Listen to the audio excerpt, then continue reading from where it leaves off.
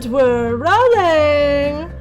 Welcome to R.P.A.'s Hey, Hey, Hey, delivered to you from the moon, curated for the sound, and in support of the Yeti, solving all of life's mysteries the Yeti did not solve. On set today, we have Danny Kerr from Tesla Pyramids, and we're talking, you guessed it, pyramids!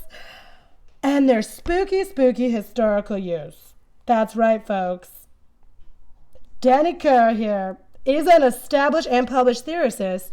His topic, the pyramids, and their similar function to that of Nikola Tesla's TMT. If you're unfamiliar with Tesla and the TMT, in short, Danny has proven with limited doubt that the pyramids were in fact resonant transformers. Definition: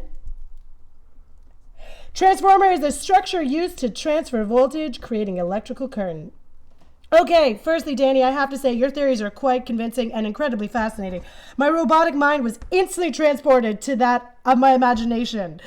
I haven't actually seen a pyramid. I'm new to Earth, but I'm here on behalf of the Yeti, my pal. And let me tell you, Earth is a mighty fucked up place, mainly due to humans. And Danny, you are human with a mighty theory. So let's get right to it, Danny. I've been told you are to amaze listeners. I want you to help ease the Yeti's mind.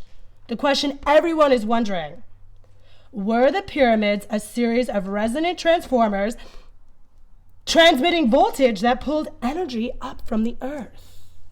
Maybe. I sure hope so. Maybe. So, Danny, you're saying that pyramids maybe created electricity in Egypt? It's quite possible.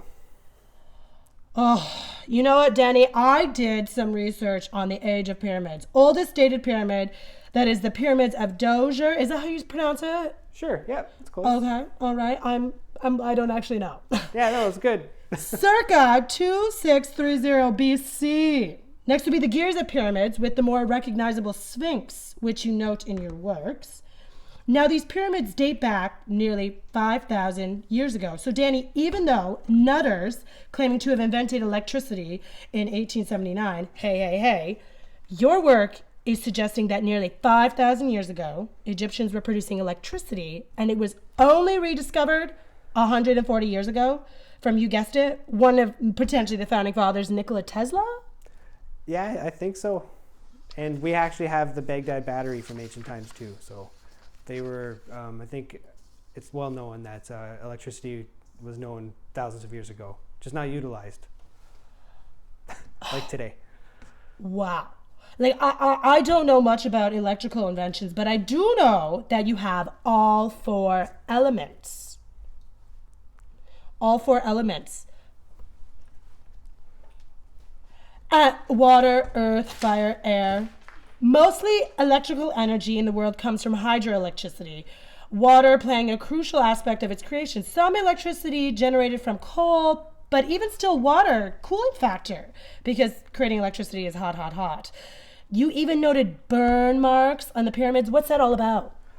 Well, maybe the Great Pyramid had generated a lot of heat inside, and a standing wave was formed, and it made hot spots in the pyramid, which makes burn marks. And so that's why we think it was a motor. Wow. But, no, let me get this right. So if there was fire, we need water to put out fire, because otherwise it gets out of control. So are you suggesting that the pyramids were close to water? Maybe even in water? Oh, yeah, they sat in water, we think. We think that the water might have been burned. Using electrolysis, you split the water into hydrogen and oxygen and burn it. I can't believe it. They sit in a desert now, right? Yep. So you're telling me they created these pyramids, and they're massive. Like, these pyramids are huge. So do you think that the pyramids were a grander scale of something that happened more commonly, like electricity being dispersed into homes? Or do you think the Egyptians were just toying with its invention you know, because it seems like a really big invention to use on a small scale. So, like, did they have civilizations like we do now? Or like cellular use? Refrigeration? Quite possibly. I think there's 150 pyramids in Egypt, and they're all big. And maybe it was more of a household thing. And then Egypt or Giza was just the grandest version, largest scale version. So, what does the Sphinx have to do with all this?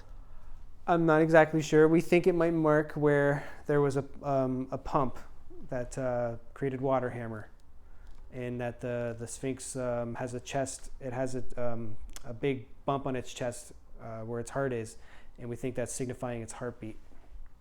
Has anyone ever opened up the Sphinx? No, I have. What? How did that go? It was scary. Very scary. So you climbed all of those steps up into the pyramids? No. You can't climb the Great Pyramid. That's how you go to jail. Oh my gosh. But no, I went inside the Sphinx though. I went in its butt, and there's a tunnel through it. And I think I might have been the first person to publish those pictures online. Danny, you rebel. All right, folks.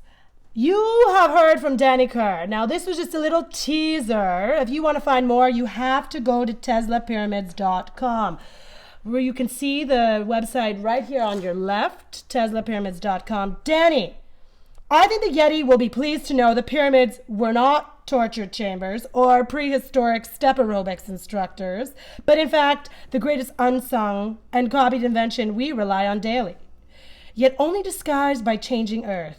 Earth, you motherfucker. What's next? Pyramids on the moon? Here's hoping.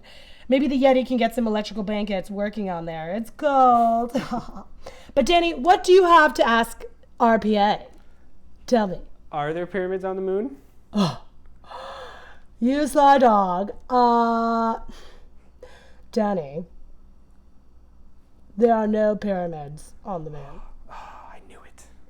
But one can dream. I mean, look at me. I'm a robot. I'm a puppet. I'm an angel. Well, folks, thank you. Thanks, Danny. Thanks, crew. Thank you, the sound. No, thank you. Thanks for coming.